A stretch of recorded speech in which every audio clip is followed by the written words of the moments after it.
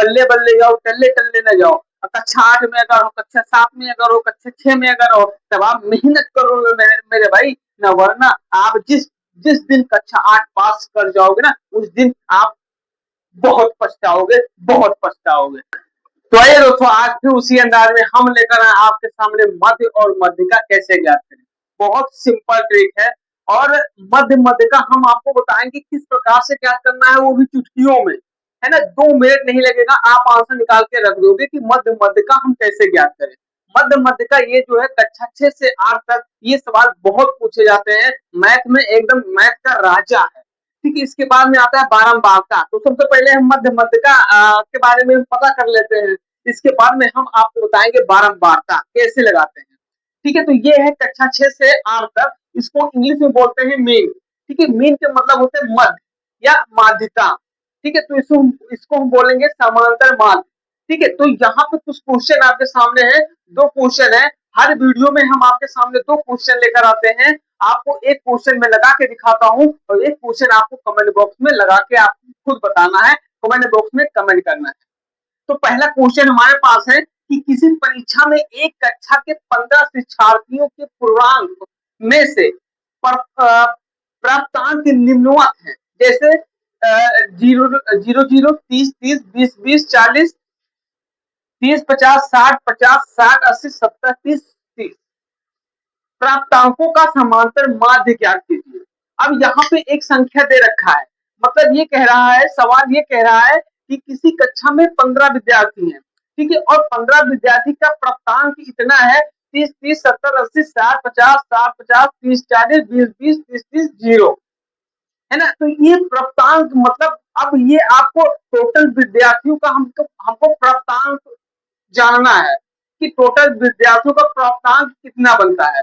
ठीक है, तो आइए हम इस सवाल को लगाते हैं। इसके बाद में एक सवाल आपके सामने हम क्वेश्चन छोड़ेंगे, उस होमवर्क रहेगा, वो आपको कमेंट बॉक्स में उस सवाल को लगा के कमेंट बॉक्स में कमेंट कर देना है। तो ये सवाल लगाने के लिए सबसे पहले सबको ये चीज जरूर पता होना चाहिए कि हमको सूत्र जरूर आना चाहिए।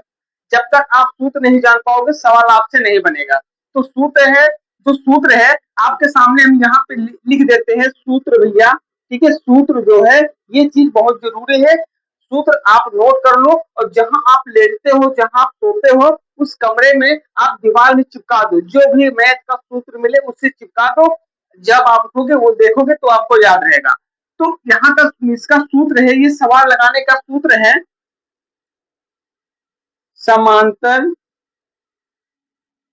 माध्य बराबर, समांतर माध्य बराबर, हम देखेंगे यहाँ प्राप्तांकों की संख्या। ठीक है, प्राप्तांकों की संख्या, ये चीज भैया बहुत जरूरी है। इसके बाद हम देखेंगे कुल पदों की संख्या या कुल शिक्षार्थियों की संख्या। तो हम यहाँ पे लिखेंगे कुल पदों की संख्या, आप जो चाहो वो लिख लो, हम यहाँ पे शिक्षार्थी लिख देते हैं। ठीक है भैया, शिक्षार्थी, शिक्षार्थी की संख्या। ठीक है भैया, ये आपका सूत्र हो गया मध्य और मध्यिका का। ठीक है, यहाँ पे ये दे रखा है मध्य समांतर माध्य बराबर, इसका सूत्र हो गया कुल प्राप्तांकों की संख्या। प्राप्तांक किसको बोलते हैं, ये जो 0 0 10 20 60 ये है ना, इसको हम क्या बोलते हैं भैया, प्राप्तांक बोलते हैं। और ये कह रहा है कुल, ठीक है, ये आपका प्राप्तांक हो गया। और ये कह रहा है कुल शिक्षार्थी की संख्या, मतलब कितने स्टूडेंट है कक्षा में। तो यहाँ पे बोल रहा है कि किसी परीक्षा में कक्षा के 15 शिक्षार्थी, ठीक है, 15 पूछ रहा है, तो ये आपका हो गया भैया शिक्षार्थी के पदों की संख्या। अगर आपको नहीं पता तो आप अभी मैं जैसे सवाल लगाता हूँ उसी में हम आपको बता देंगे कि हमको कुल शिक्षार्थियों की संख्या कैसे निकालना है और कुल प्राप्तांकों की संख्या हमको कैसे पता करना है। तो ये आपका हो गया सूत्र।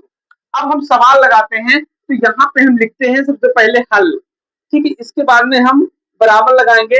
अब देखो ये कह रहा, अब हमें क्या करना है, किसी परीक्षा में एक कक्षा के 15 शिक्षार्थी का पूर्णांक 100 है। 100 में से निम्नवत प्राप्तांकों की संख्या निम्नवत है, जैसे 0 30 30 20 20 40 30 50 60 50 60 80 70 30 30। तो इनको हम क्या करेंगे, कुछ नहीं करना, हमको देखो क्या करना है भैया, हमको यहाँ पे लिखना है। पहले हम यहाँ लिखेंगे डबल 0 प्लस लगाएंगे 30 लिखेंगे प्लस 30 लिखेंगे, प्लस 20 लिखेंगे, प्लस 20 लिखेंगे, प्लस 40 लिखेंगे, प्लस 30 लिखेंगे, प्लस 50 लिखेंगे, प्लस 60 लिखेंगे, प्लस 50 लिखेंगे, प्लस 60 लिखेंगे, प्लस 80 लिखेंगे, प्लस 70 लिखेंगे, प्लस 30 लिखेंगे, प्लस 30 लिखेंगे। अब हमको ऐसे बटे लगा देना है। बहुत बड़ा सवाल है। ठीक है, अब हमको क्या करना है, अब देखिए अगर हमको कुल शिक्षा जो विद्यार्थी हैं, अगर हमें कुल विद्यार्थी की संख्या नहीं मालूम है तो हम क्या करेंगे, इसको गिनेंगे 1 2 3 4 5 6 7 8 9 10 11 12 13 14 15 मतलब 15। ठीक है, तो यहाँ पे हम लिखेंगे 15। ठीक है, अब यहाँ पे मेरा कुल शिक्षार्थियों की संख्या हो गया 15। तो यहाँ पे भी दे रखा है कि परीक्षा में एक कक्षा के 15 शिक्षार्थी, ठीक है 15 शिक्षार्थी, है ना, और उनका 100 में से उन्होंने नंबर पाया है, कोई 20 पाया, कोई 30 पाया, कोई 60 पाया, कोई 70 पाया, कोई 80 पाया। तो इनका हमें पूरा टोटल निकालना है। ठीक है, तो अब हम क्या करेंगे, हमने ऐसे लिख दिया। अब हमको क्या करना है, अब ये सारा देखो प्लस प्लस प्लस प्लस सब हम जोड़ेंगे, इनको आपस में हम सब जोड़ लेंगे। तो इसको जोड़ो, देखो जीरो तो जीरो तो कुछ होगा नहीं, यहाँ पे 30 30 कितना हो गया, 60 हो गया, 30 30 60 20 यहाँ पे 100 हो गया, यहाँ तक हो गया भैया आपका 100 हो गया, 40 30 70 हो गया भैया, 70 170 हो जाएगा, 70 में अगर हम 100 जोड़ेंगे तो 170 हो जाएगा। इसके बाद में भैया यहाँ पे आपका 50 60 120 हो 110 हो जाएगा, तो 110 200 कितना हो जाएगा, अगर 200 170 में हम 110 जोड़ेंगे तो हो जाएगा 290, 290 में अगर हम 50 जोड़ेंगे तो 340 से 60 70 जोड़ेंगे तो 80 70, ये हो गया आपका टोटल बराबर भैया हो गया आपका 600। अब बटे में हम यहाँ लिख देंगे 15, आप जोड़ लीजिएगा। ठीक है, टोटल आपका हो जाएगा 600, ये टोटल हम जोड़ लिए हैं तो हमारा आ गया 600। अब यहाँ पे 15 शिक्षार्थी हैं, अब हम क्या करेंगे, अब देखो जैसे यहाँ पे निकल, अब क्या करेंगे, यहीं से हम करेंगे भैया इसको भाग, 15 से हम भैया भाग कर देंगे। अब जब 15 से भाग करेंगे तो भैया देखो कितना आ रहा है, तो आएगा 15 से भाग करो, 15 कम 15, 15 चौको 60। ठीक है, कितना आएगा, 15 चौको 60 मतलब एक जीरो बच गया, तो ये 40 आ गया। तो ये आपका भैया हो गया, ठीक है, ये आपका हो गया समांतर माध्य बराबर 40%। ये आपका भैया आंसर निकल के आ गया कि 15 जो विद्यार्थी हैं इन्होंने इतना इतना नंबर पाया, है ना, 100 में से इतना इतना नंबर पाया, टोटल हमने देखा तो 40% लोग जो है इतना नंबर इतना 100 में से प्राप्तांक इन्होंने निकाला, मतलब पाया। ठीक है, तो इस प्रकार से हम समांतर माध्य लगाते हैं। इसका अगर अंग्रेजी में सूत्र हम देखिए, अंग्रेजी में भी सूत्र होता है, जैसे क्या होता है यहाँ पे, जैसे प्राप्तांकों की संख्या को हम बोलते हैं यहाँ पे सिग्मा एक्स, और हम कुल पदों की संख्या को बोलते हैं एन से दर्शाते हैं। ठीक है, सिग्मा एक्स का मतलब होता है प्राप्तांकों की संख्या, और यहाँ कुल शिक्षार्थी मतलब पूरे टोटल कितने बच्चे थे, तो यहाँ पे यन है, यन का मतलब होता है कुल पदों की संख्या। अब जब हम बारंबार लाएंगे तो आपको उसी प्रकार से हम आपको बढ़िया से समझा देंगे। ठीक है, तो यहाँ पे हमने देखा कि 15 विद्यार्थी हैं, 15 स्टूडेंट हैं, उन्होंने नंबर पाया 30 20 30 40 30 50 60 70 80 100 30 30, ये सब इन्होंने नंबर पाया। अब ये क्या है, कुल टोटल, है ना, हम देख लिए कि 15 विद्यार्थी कितना कितना नंबर पा चुके हैं, तो ये भैया आपके सामने निकल आया। ये होता है भैया समांतर माध्य निकालने का तरीका।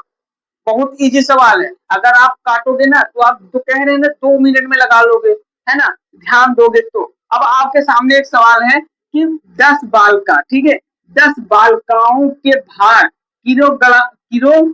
किलोग्राम में क्रमशः 40 42 41 38 36 35 42 37 35 35 किलोग्राम है, इनके भार का समांतर माध्य ज्ञात कीजिए। अब इस सवाल को आपको लगा के कमेंट बॉक्स में कमेंट करना है, देखना है इसमें कितना आंसर आएगा। अगर आंसर हम इसमें आपको बता दें, नहीं आंसर नहीं बताएंगे आपको। चलिए चलिए ठीक है, इसका हम आंसर बता दे रहे हैं, आपको लगाना है। इसका आंसर आपका आ जाएगा 38.8। कितना दूसरे ये इतना आंसर आएगा दूसरे का। ठीक है, तो अब आपको आंसर निकाल के दिखाना है और देखना है। इतना आंसर अगर 38.1 आ रहा है तब तो समझो कि आपका सवाल सही है, अगर इतना नहीं आएगा तो गलत हो जाएगा। ठीक है, तो ये रहा भैया आपके सामने समांतर माध्य। ठीक है, अगर आपको नहीं आ रहा है तो आप ये जो सूत्र है ना, ये सूत्र आप एकदम घोर के इसको पी लो। ये सूत्र को आप जो है घोर के पी लो। समांतर माध्य बराबर कुल प्राप्तांकों की संख्या बटे कुल शिक्षार्थी की संख्या। इसको आप जहां लेटते हो आप अपने सर के सामने लगा लो। जब आप सो के उठो तो नजर उसी पे पड़े, आपको हमेशा, आप कभी भूलोगे नहीं। यही नहीं, हम तो सारे सवाल, जितने सवाल हैं सारे सवाल के सूत्र आप एक नोट्स बना लो और बना के लगा लो। ठीक है, और जब आप कभी उठोगे तो आप कभी भूलोगे नहीं। ठीक है भैया, तो ये रहा पहला सवाल, हमने लगा के बता दिया। अब दूसरा सवाल है, तो दूसरा सवाल आप खुद लगा के आंसर हमने यहाँ पे लिख दिया है 38.1। अगर इतना आंसर आ रहा है तब तो दोनों सवाल सही है, अगर इतना नहीं आएगा तो दोनों सवाल गलत है। तो यहाँ पे हम एक बार फिर से पढ़ के आपको बता दे रहे हैं। 10 बालिकाओं के भार किलोग्राम में क्रमशः 40, 42, 41, 38, 36, 35, सॉरी, हाँ 35, 42, 37, 35, 35 किलोग्राम है। तो इनके भार का समांतर माध्य ज्ञात कीजिए। जिस प्रकार से हमने ये सवाल आपके सामने लगा के दिया है उसी प्रकार से ये भी सवाल लगेगा। अगर इतना 38.1 आंसर आ रहा है तो समझो बल्ले बल्ले, नहीं आ रहा तो जानो टल्ले टल्ले। ठीक है, तो भैया अब आपको बल्ले बल्ले जाना है कि आपको टल्ले टल्ले जाना है, आप खुद डिसाइड करो मेरे भाई। हम तो यही कहेंगे भैया आप बल्ले बल्ले जाओ, टल्ले टल्ले न जाओ।